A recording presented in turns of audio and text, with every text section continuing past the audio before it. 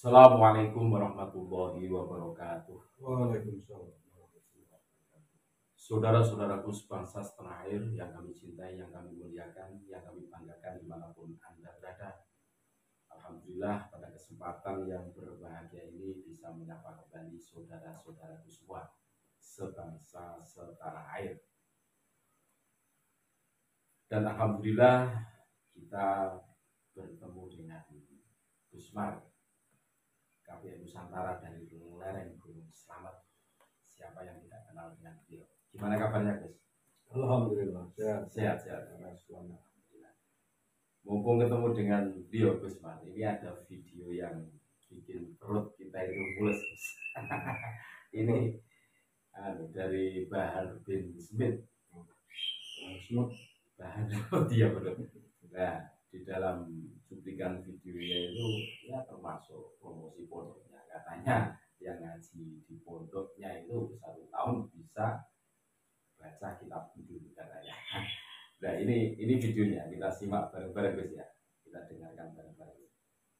Pondok pesantren kami 1 tahun udah bisa baca kitab kuning. 1 tahun bisa baca kitab gundul. Ya ibu 1 tahun itu udah bisa baca kitab kuning, bisa baca kitab kuning. Karena kami ajari anak-anak kami itu pendidikannya salaf, benar-benar kitab kuning, kitab terdahulu. Wow, luar biasa sekali. Jadi itulah videonya Gus ya.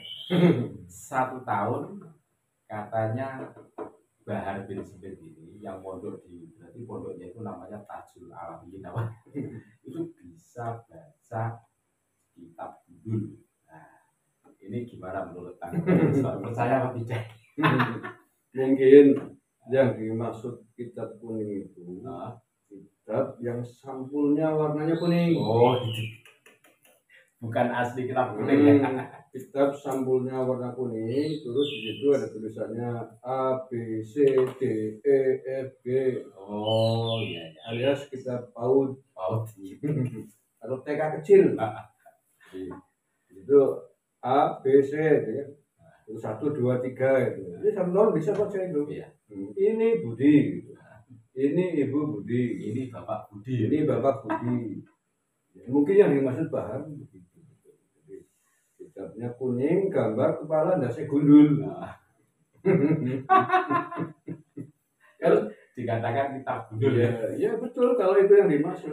Kitabnya kuning, sambul kertasnya kuning, terus ada gambarnya kepala gundul. Mungkin ya kepala temannya mungkin atau siapa itu. Jadi kan otomatis bisa baca itu 1 tahun. 1 tahun. Bahkan kurang 1 tahun bisa ya. Bisa. Kalau di pondok saya itu 1 bulan saja bisa. 1 tahun ini berarti yang 1 bulan bisa ngapalin A, B, C, D, E, F, G. Anak TK bisa. Kitabnya kuning, terus sambulnya nasi gundul. Kalau yang dimaksud kitab kuning sungguhan yang biasa diajarkan di pesantren, kitab gundul. Pesantren kan pernah mondok? Iya. Bagaimana menurut Anda? Ya, mustahil kan? Mustahil. Untuk bisa membaca kitab kuning itu kan harus bisa nahwu, bisa sorof. Ngapalin sorof tasrifan itu berapa tahun? Ya, tasrifan 2 tahun. Karena ada pengalayat mulu fa'alan, ma'ama pengalan wa fa'amilun, wazaka mahmulun wa bungul, dan seterusnya. Terus tasrif lugawi yang terakhir 1 tahun. Baru fa'alayat mulu itu tasrif istilahnya 1 tahun. Betul. Nah, yang lugawi 1 tahun. Ini 2 tahun. Itu tasrif saja. Wajar kalau santrinya nggak betul. Cepat itu 2 tahun. Baru tasrif. Belum nahwu sorof. Ya. Saya bicara isim, fi'il, mubtada, khobar. Kalau nahwu itu mulai nahwu jawan, terus jumliyah, terus maksud, inti, alfiah awal, alfiah sani. Nah, itu 6 tahun. Iya kan, itu wajar. Itu wajar, artinya banyak yang tidak wajar sampai bertahun-tahun, lebih dari 6 tahun juga nggak bisa, karena sulit. Karena rumitnya gramatika bahasa Arab. 1 tahun. Ya itu tadi maksudnya kitab kuning, kitab sambule warna kuning. terus ada gambar kepala guru. Tulisannya di dalamnya adalah membaca abjad A, B, C, D, E, F, G, H, I. Bisa bacanya nanti ini Ibu Budi, ini Bapak Budi. Nah itu bisa, sampai setahun itu bisa. Sama hitungan angka 1, 2, 3 sampai 10. Terus sekarang siapa yang percaya? Kan pernah ada tuh. Iya. Hal itu di tampilan video dulu tuh. Iya. Dia baca kitab kuning dari Kiri ke kanan, bukan dari kanan ke kiri. dari kanan ke kiri sebagaimana umumnya cara membaca tulisan Arab kan. Dia diguyur cecek. Cara membaca mas diguyur cecek. Dia ngomong begitu. Dia sendiri nggak bisa baca kitab kuning. Terus bagaimana nasib satria ya guys? Paling-paling ya. Lihat tadi bisa baca kuning itu. Dan gurunya saja seperti itu, pengasuhnya. Kan bisa dibayangkan. Jadi itu sepakat mustahil dobol. Iya. Dobol ya silakan di cross check ke dia besar. Pondok-pondok besar sana. Pondok besar mana itu? Di Jawa Tengah. Boyo, Jawa Timur, Poso. Pondok manapun nggak akan ada yang percaya dobol. Kalau konteksnya adalah pengertian kitab kuning sebagaimana hasilnya dipahami di pondok-pondok pesantren. Tapi tadi itu pengecualian. Pengecualian kitab kuning tulisannya Latin gitu loh, itu bisa itu. mungkin yang dimaksud Bahar itu bisa baca. Salah dan benarnya tidak masalah gitu loh, mungkin. Yang seharusnya dul dibaca dan gitu. Kalau cuma begitu ya bisa, cuma ya salah semua kan gitu. Salah satu tujuan belajar nahwu sorof gramatika Arab itu kan biar tahu ini menjadi fa'il atau maf'ul, terus dibaca rofa atau nasab kan atau jar kan seperti itu. Tapi kalau berbicara tentang dadul, dobos memang Bani Palwi jadi ahlinya guys. Ya kan? Termasuk yang itu yang katanya ulama dan sufi dunia apa itu membaca hadis saja yang manro minkum mungkaron menjadi manro itu kan benar. Orang genah itu. Orang genah susunan kalimatnya mubtada khobar genah. Dalam bahasa Indonesia subjek predikat objek itu nggak jelas. Kebulat dan kebalik. Surah karu-karuan. Bukan hanya melenceng jauh dari makna atau dari susunan hadis sesungguhnya, tapi dari susunan kalimat yang dikarang itu udah nggak karu-karuan. Mana mubtada, mana khobar, subjek predikat objeknya nggak jelas. Nah itu semua kan bisa dimengerti oleh orang yang pernah belajar gramatika bahasa Arab atau nahwu sorof. Nahwu sorof itu dalam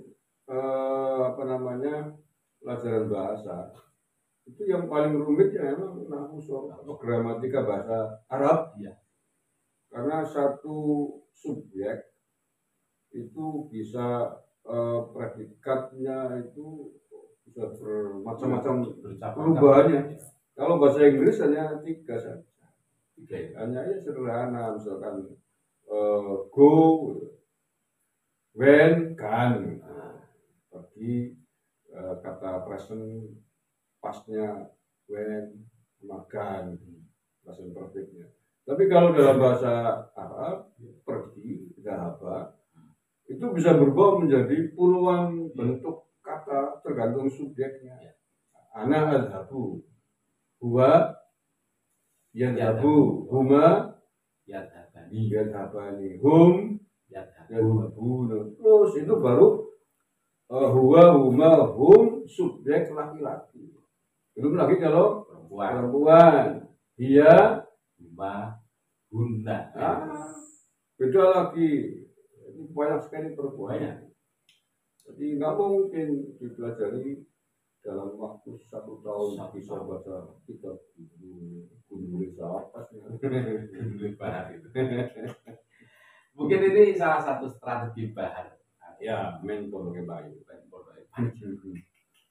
Tapi Saya melihat cuplikan video itu betul-betul perut saya itu mules Gus mendengar. Bagaimana Iya. mungkin? Kalau santri-santri pondok ya pasti mulai yang tahu persis bagaimana rumitnya mempelajari nahwu sorof.